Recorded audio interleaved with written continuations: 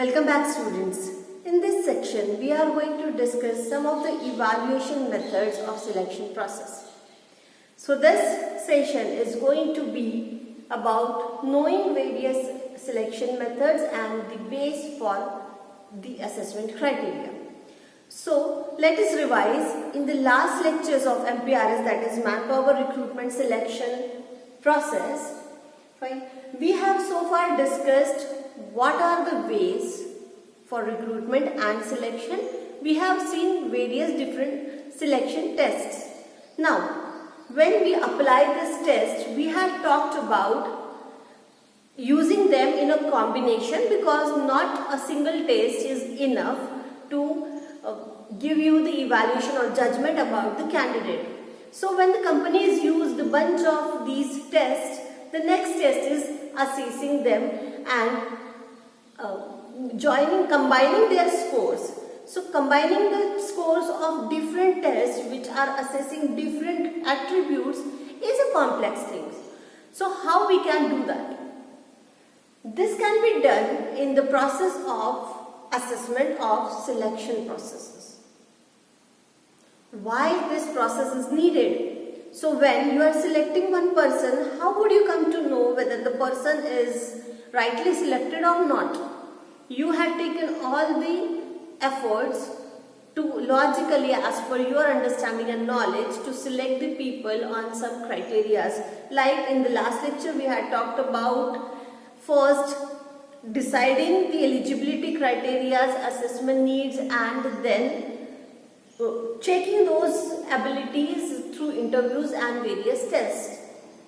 Fine. So selection processes are said to be very effective and successful when we will say that yes, we have hired right people at the right place. That means it should not give you any employee dissatisfactions, any efficiency issues, any productivity issues. It will not give you any employee turnover and so on. That means when organizations are facing this problem, it itself says that there are lacunas for selecting people for the right place. So are these people wrong? Are these job positions wrong or not suitable? We cannot say, and it is not so the case. Because eventually when HR people find out that the people who are recruited at XYZ position, they are better in ABC position as well, or they are better off PQRS position, right? So that means when we are hiring people, there are certain efforts needed at that stage only, which can save us from further employee dissatisfaction and any job related issues.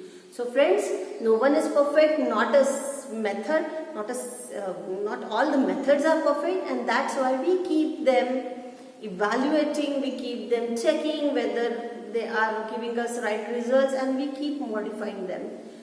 So let me share some myths about the selection process. I have taken these myths from the article of Elaine Koulakos, who is a director at Washington DC's Office of Personnel Decision Makings. Fine. So she says that there are some identified myths which all believe true and which are not. Means that those myths are conscientiousness and values, honesty and values. Sometimes organizations prefer more to these, or they value these things more over intelligence. So some organizations will also believe that the candidate may not be intelligent enough or a lot, but he should be honest and he should have some values and principles and morals. So this is a preferred, because this will give us better performance. Do you think so? What makes a man perform better and give good results? Is this his honesty? Is his values that he believes? or is his performance or the task he is performing over the period of time? Of course tasks, because the honesty and values are definitely required there, but what if he is not able, he is very honest, he is very moral person, but he is not able to perform those tasks, or he is not able to take right decisions at the right place? Will that do? No, it will certainly impact the work, and that is why this is a myth. But many organizations do not believe in this. They do not even know this, right? So integrity tests aren't useful. Is it so? Many organizations believe that to check the integrity of the person is not so required at the first place. This is another myth. She also says that the unstructured interviews provide better information, and this is believed by the organizations. So we had seen the types of interviews the other day, where we had talked about formal, informal interviews, or directive or non-directive interviews, which generally allow the candidates to express themselves, and also the questions by the panelists of interview are not structured. They allow the on-the-time questions for the interview candidates, and they believe that this will let the candidate open up and express himself or herself, etc., and then it will give us better information. But as per her, this is also a myth, because the unstructured interviews will kill the time, will need not to be productive at all the times. Now what I am meaning here, productive, let us understand productive interviews. We will discuss this in the second part. And the last myth is selection tests create legal problems for the organizations, which is not, but many of the times organizations do not go for very systematic and structured interview or selection criteria. There are several reasons, because they will have to maintain the database of the right from the applicants, right from the day that they issued the vacancies. So every time when, especially in the case of bureaucratic vacancies or government positions or any semi-government organization positions where the RTI acts are also applicable, so organizations feel that this will be quite lengthy process and this will create legal problems. Even the corporates follow this, and they are not taking those many efforts, because it is not so that they don't want to take efforts. There are certain obstacles for those efforts or to check on those things, and those obstacles are selection processes are extremely time consuming. They require expertise, which will again become costly for the organization, and they are also difficult to revise if something goes wrong. So organizations try to hire the people as per their efforts and as per their budgets, but they have to understand that if you really want good people at right place and right time, you will have to invest something more. So these myths are the base, or they form the basic problem definition of why there is a need for evaluation of selection process. So the purpose of the selection process assessment or evaluation, why we need to evaluate whether we have selected right people and whether our selection process is right or not. The purpose is there is a need to know this, and because that is being costly, because if you are hiring wrong people or not so suitable people, it is costing you in terms of productivity and ultimately profitability. So the purpose of the evaluation process goes on in few stages. So these stages will tell us that what we are supposed to do when we do a selection process. So the first thing analyzed or suggested by Aline, is job analysis is the first stage. Now why this is so?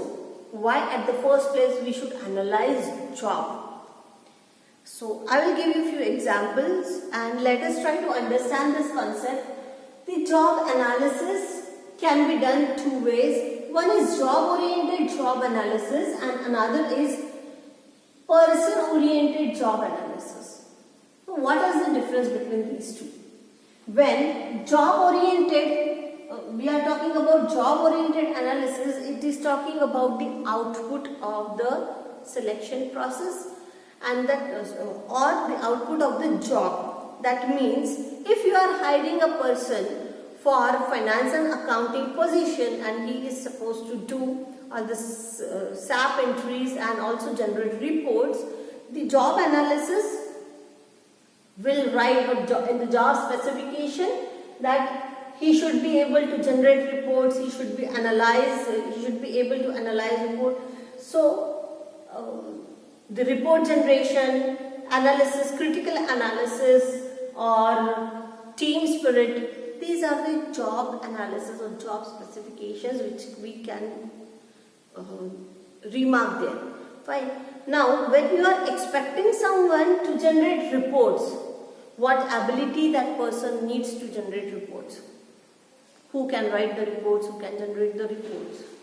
The one who is well versed with the operating systems or the Excel or with the softwares or the computer system where the reports, the data for these reports is being fed, right? So when we are talking about job oriented job analysis, we are talking about the output expected for that job. Whereas when we talk about personnel oriented job analysis, we are talking about the abilities of the person which will give us those outputs. So here are outputs, here are abilities. So at the first place, if these two things are very clear, it becomes easy to go for the next stages where we will applying certain tests and combining their scores to evaluate in a summarized form. So analytical skills. So if you are talking about this job requires analysis of let's say share market. So the person must have the ability to analyze, right? And if you are talking about this team spirit is required, then what creates the team spirit? So he should have a communication, he should maintain the communication, he should be open enough. Now to open a person with others requires certain personality traits, and those traits can be the person's should not be introvert enough, or he should be very comfortable with talking to his teammates. He should have the responsibility sense so that if he has any queries he can share them with his team and so on. So when we are talking about team spirit, we are talking about the ability of the person to be a team member, and whatever that team member ability to become that team member requires, those abilities has to be checked.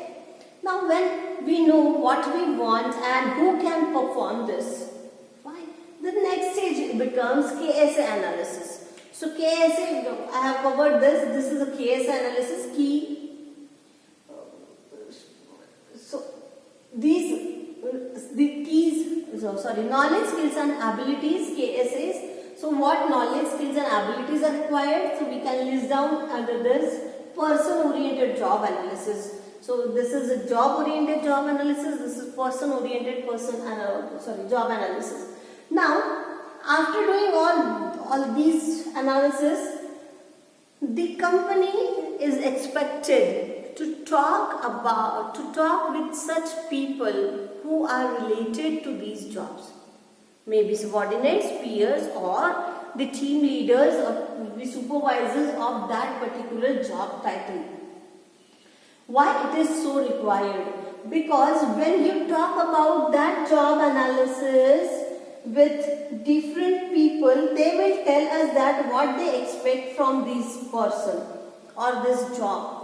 So if he is generating reports, what happens before and after the reports? So the people who are performing the task before and after the reports can be contacted and they can be asked what are the critical areas for that job analysis. So the next thing comes up, rating the task of critical nature. Fine. So here the critical nature may be if someone is generating reports, financial reports, so the numerical ability of the person is very much important and his presence of mind and also to understand the numbers in certain ways. So if that person is able to do that, it is less likely to commit mistakes. So the numbers are important here. So the data which is generated for that person, those people can be asked what are the critical areas, those can be highlighted and find and selecting the majors to assess that critical task. So the job here, if the finance and accounting person is being hired, so what are the critical tasks for him? So it may be one of the tasks that to enter a correct number, right? So how will you know that he has entered a correct entry or he has made a correct entry in the SAP system? So here we are not just talking about the person's ability, we are also talking about measuring the assessing the measures. Those measures can be technical measures, non-human measures or human measures.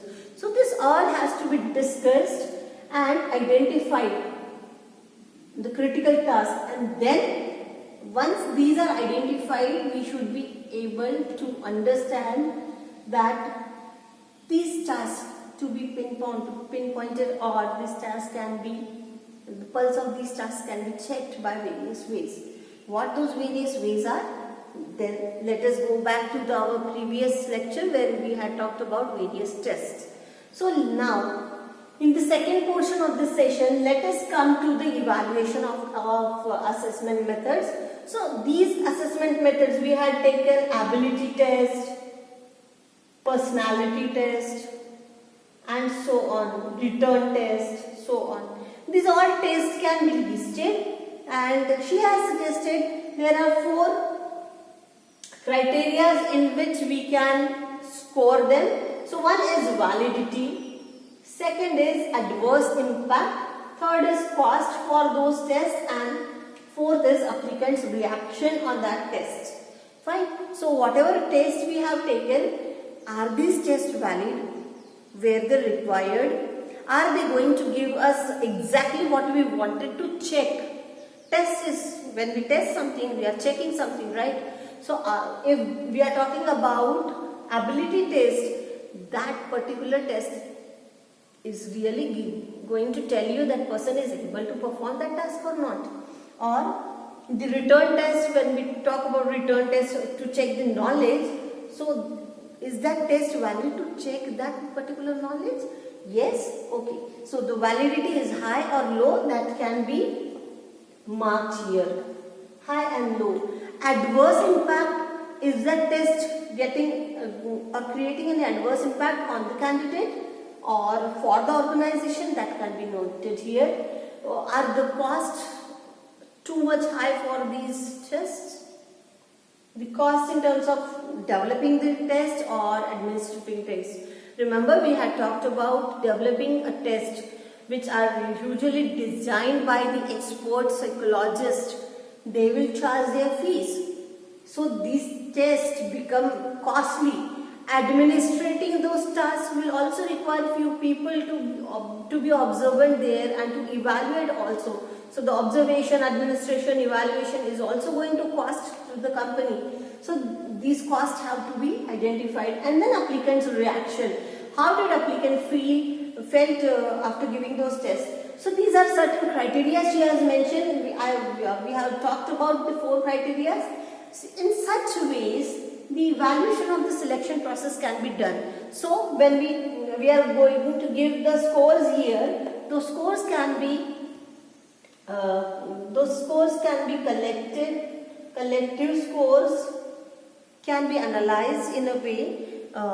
We can have a correlation analysis of these tests and we can have validity. and then we will come to know whether those tests were relevant and we are able to measure it. Fine. So friends, this is about the evaluation of the selection or evaluation of the assessment for selection. So this all tells us that are we applying right selection process, and is that process giving us exactly what we want. So friends, this is for this session. Until and unless I bring you the next management lesson, keep watching and keep learning. Thank you.